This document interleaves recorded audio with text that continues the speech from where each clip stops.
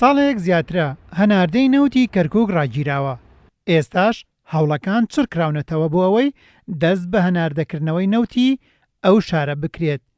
لەو بوارەشدا دەبێت ڕێکەوتن لە نێوان هەرێم و بەغدادا بکرێت و خواستی ئەمریکاش ڕەچاو بکرێت. بەهۆی ڕفراندۆمەوە هەناردەکردنی نەوتی کەرکووک ڕاگیرا. ئەم ڕاگرتنەش کۆمەڵێک لێکەوتەی هەبووە، هەم بۆ کەرکووک خۆی هەمیش بۆ هەرێمی کوردستان و عێراق. ئێستاش ئەمریکا خواستی هەیە کە هەناردەکردنی نەوتی کەرکووک دەست پێ بکاتەوە. بەپێی راپۆرتێکی ئاژانسی ڕۆیتەرس، ئیدارەی واشنگتن داوای لە عێراق کردووە هەناردی نەوتی کەرکووک دەست پێ بکاتەوە. ئەمانجیش ئەوەیە کە نەوتی کەرکووک ڕۆڵی هەبێت لە پڕکردنەوەی کورتهێنانی ئەو بڕەنەوتەی بەهۆی جێبەجێکردنی قۆناغی دووەمی سزەکانی سەر ئێران لە بازاری نێودەوڵەتی دروست بووە.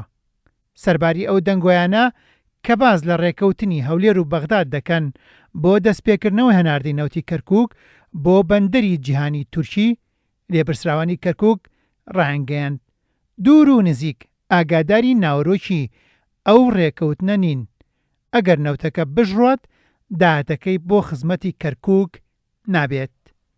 حەسەن عەلی یاساناس بۆ چوونی وایە دەبێت دۆسیەی نەوت لە کوردستان و عێراق دۆسیەیەکی ڕوون و ئاشکرا بێت. ئەو ڕێکەوتنە نەوتیانەی لەسەر نەوتی کەرکووک دەکرێن و حکومەتی خۆجێی کەرکووک لێی بێئاگایە پێچەوانەی مادەی 112 دەستوری هەمیشەیی عێراقن. هەناردەی نەوتی کەرکووک ماوەی زیاتر لە ساڵێکە ڕاگیراوە دوای ئەوەی هێزەکانی حکومەتی فیدراڵی عێراق بیرەکانی نەوتی ناوچەکەیان کۆنتڕۆڵ کرد.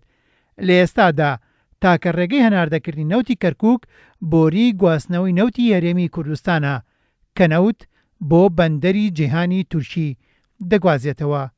ئاژانسی ڕۆیتەرس بۆ چوونی وایە ئەگەر عێراق لە ڕێی کێڵگەکانی کەرکووکەوە دەست بە هەناردەکردنی نەوت بکاتەوە، ئەو کات پێویستە گفتوگۆ لەگەڵ لێپرسراوانی هەرێم بکات و پێدەچێت هەولێریش لە بەرامبەر ئەم هەنگاوەدا داوا لە حکومەتی عێراق بکات بەشێک لە داهاتەکەی بدرێت بە هەرێمی کوردستان. بەپێی زانیاریەکانی کورسانیوس، ئێستا و بڕەنەوتەی کە لە کێڵگەنەوتەکانی کەرکووک بەرهەم دێت نزیکەی 300,000 بەرمیلە لە ڕۆژێکدا کە بۆ پڕکردنەوەی پێداویستی ناوخۆی ڕەوانەی پاڵاوگەکانی کەڵک، بازیان، بێجی، بەغداد، موسڵ و تکریت دەکرێن.